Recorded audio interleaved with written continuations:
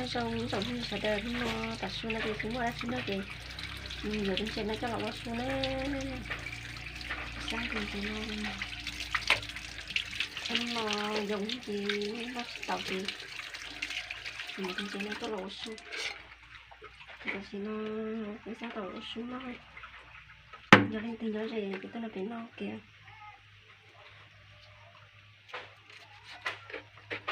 thì trên nó cũng lọc cười Nè. Mua tại bên này. Lúc mẹ sợ ai sợ nha.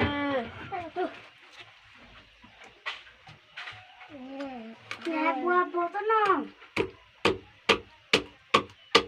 Nè, cái gì hay rồi. Cái gì hay rồi.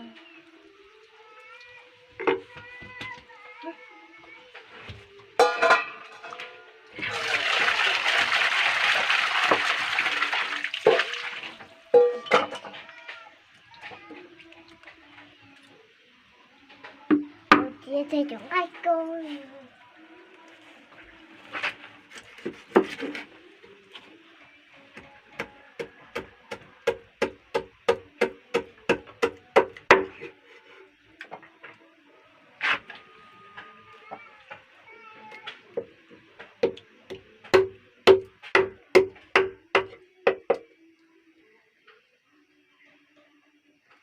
Ủa.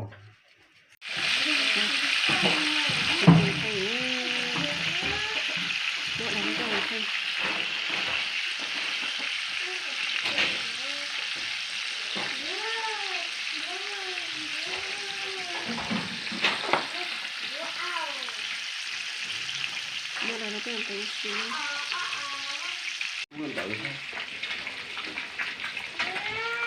Có là mùa kỳ nó không có Tết đi. Đua tờ từ cái gì mọi thứ là căng. Thó anh em. Cô lấy xỉa nữa nó cái trong mỏ nó nữa. Giờ này tôi chỉ tập nó xuống nó chỉ tôi cùng được cái nó nữa. Cái mì xá nó ngan chè cái mì nó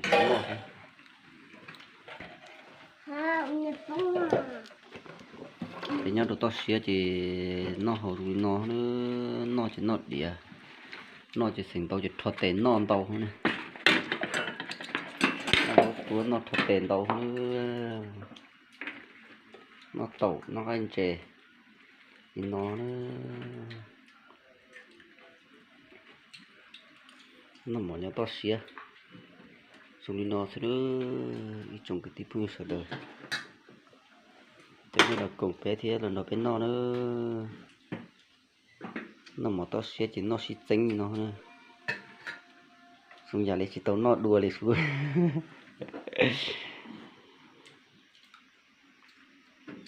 nó chỉ tay mỏ tay rau tay cua nữa rồi nó chỉ muốn tao dàn nói nữa